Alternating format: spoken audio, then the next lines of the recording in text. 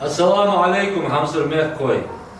Ингушский государственный театр юного зрителя приветствует всех жителей Ингушетии и присоединяется ко всероссийской акции «Ночь искусств» в Государственном музее изобразительных искусств Республики Ингушетия.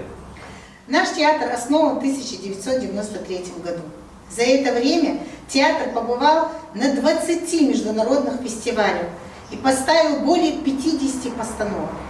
Недавно театр вернулся из города Чебоксара, где участвовал в международном фестивале театров кукол, где нам были вручены дипломы за верность традициям театров кукол и за сохранение национального языка, обычаев и традиций спектаклей седой древности.